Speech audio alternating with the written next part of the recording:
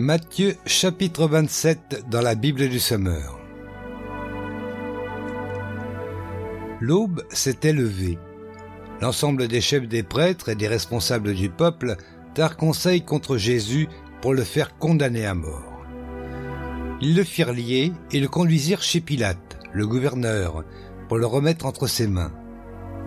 En voyant que Jésus était condamné, Judas, qui l'avait trahi, fut pris de remords. Il alla rapporter aux chefs des prêtres et aux responsables du peuple les 30 pièces d'argent. Et il leur dit : « J'ai péché en livrant un innocent à la mort. » Mais ils lui répliquèrent : « Que nous importe ? Cela te regarde ?» Judas jeta les pièces d'argent dans le temple, partit et alla se pendre. Les chefs des prêtres ramassèrent l'argent et déclarèrent : « On n'a pas le droit de verser cette somme dans le trésor du temple, car c'est le prix du sang. » Ils tinrent donc conseil et décidèrent d'acquérir avec cet argent le champ du potier et d'en faire un cimetière pour les étrangers. Voilà pourquoi ce terrain s'appelle encore de nos jours le champ du sang. Ainsi se réalisa la parole du prophète Jérémie. Ils ont pris les 30 pièces d'argent, le prix auquel les descendants d'Israël l'ont estimé, et ils les ont donnés pour acheter le champ du potier, comme le Seigneur me l'avait ordonné. Jésus comparut devant le gouverneur qui l'interrogea. « Es-tu le roi des Juifs ?» lui demanda-t-il.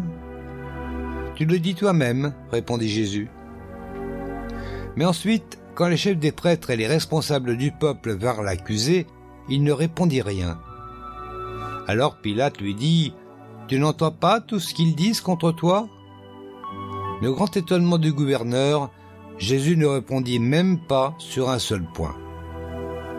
À chaque fête de Pâques, le gouverneur avait l'habitude de relâcher un prisonnier, celui que la foule désignait.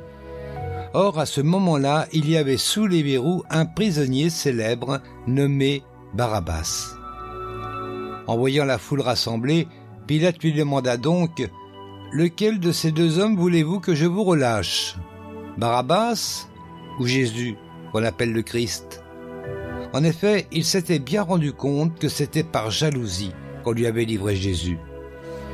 Pendant qu'il siégeait au tribunal, sa femme lui fit parvenir un message disant : « Ne te mêle pas de l'affaire de ce juste, car cette nuit, j'ai été fort tourmenté par des rêves à cause de lui. » Cependant, les chefs des prêtres et les responsables du peuple persuadèrent la foule de réclamer la libération de Barabbas et l'exécution de Jésus. Le gouverneur prit la parole et redemanda à la foule : « Lequel des deux voulez-vous que je vous relâche ? Barabbas » crièrent-ils. « Mais alors, insista Pilate, que dois-je faire de Jésus, qu'on appelle le Messie ? » Et tous répondirent : « Crucifie-le. » Mais enfin, reprit Pilate, qu'a-t-il fait de mal ? Eux cependant criaient de plus en plus fort : « Crucifie-le » Quand Pilate vit qu'il n'aboutissait à rien, mais qu'au contraire l'agitation de la foule augmentait, il prit de l'eau et, devant la foule, se lava les mains en disant : « Je ne suis pas responsable de la mort de cet homme, cela vous regarde. » Et tout le peuple répondit : « Que la responsabilité de sa mort retombe sur nous et sur nos enfants. » Alors Pilate leur relâcha Barabbas. Quant à Jésus, après l'avoir fait battre à coups de fouet, il le livra pour qu'on le crucifie. Les soldats du gouverneur traînèrent Jésus vers l'intérieur du palais et rassemblèrent toute la cohorte autour de lui. Ils lui arrachèrent ses vêtements et le revêtirent d'un manteau écarlate. Ils lui posèrent sur la tête une couronne tressée de rameaux épineux. Dans sa main droite, ils placèrent un roseau en guise de sceptre. Ils s'agenouillèrent devant lui en disant, sur un ton sarcastique : « Salut, roi des Juifs !» Ils crachaient sur lui, et prenant le roseau, ils le frappaient sur la tête. Quand ils eurent fini de se moquer de lui, ils lui ôtèrent le manteau, lui remirent ses vêtements et l'emmenèrent pour le crucifier. À la sortie de la ville, ils rencontrèrent un nommé Simon, originaire de Cyrène. Ils lui firent porter la croix de Jésus. Ils arrivèrent à un endroit nommé Golgotha, c'est-à-dire le lieu du crâne. Là, ils donnèrent à boire à Jésus du vin mélangé avec du fiel. Mais quand il l'eut goûté, il refusa de le boire.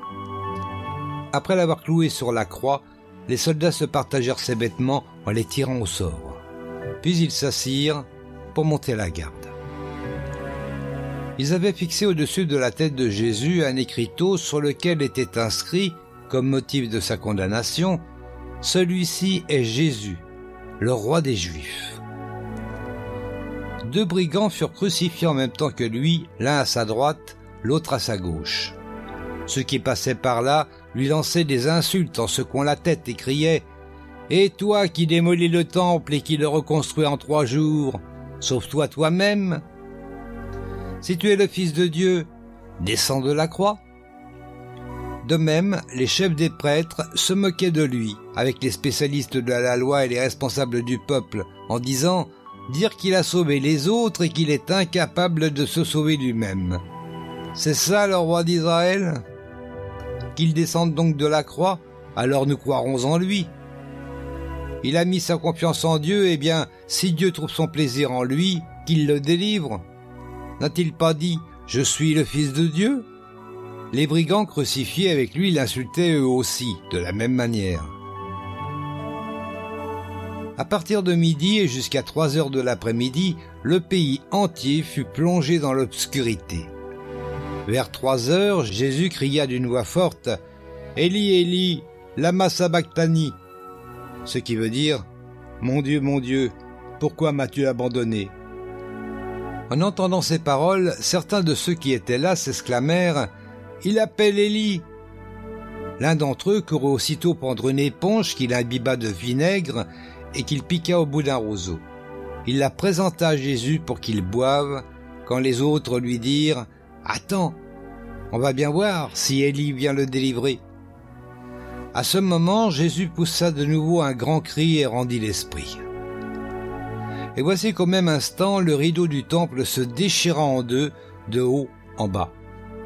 La terre trembla, les rochers se fendirent. Des tombes s'ouvrirent et les corps de beaucoup d'hommes fidèles à Dieu, qui étaient morts, ressuscitèrent. Ils quittèrent leurs tombeaux et après la résurrection de Jésus, ils entrèrent dans la ville sainte où beaucoup de personnes les virent. En voyant le tremblement de terre et tout ce qui se passait, l'officier romain et les soldats qui gardaient Jésus furent saisis d'épouvante et dirent « Cet homme était vraiment le Fils de Dieu ». Il y avait aussi là plusieurs femmes qui regardaient de loin. C'étaient celles qui avaient suivi Jésus depuis la Galilée pour être à son service. Parmi elles, Marie de Magdala, Marie, la mère de Jacques et de Joseph, et la mère des fils de Zébédée. Le soir venu arriva un homme riche appelé Joseph, originaire de la ville d'Arimathée. Lui aussi était un disciple de Jésus. Il alla demander à Pilate le corps de Jésus. Alors Pilate donna l'ordre de lui remettre. Joseph prit donc le corps, l'enroula dans un drap de lin pur et le déposa dans le tombeau tout neuf qu'il s'était fait tailler pour lui-même dans le roc. Puis il roula un grand bloc de pierre devant l'entrée du tombeau et s'en alla. Il y avait là Marie de Magdala et l'autre Marie, assise en face de la tombe.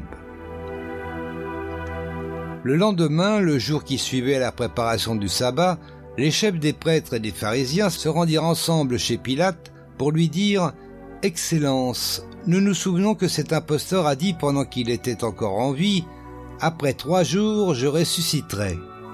Fais donc surveiller étroitement la tombe jusqu'à ce 3e jour.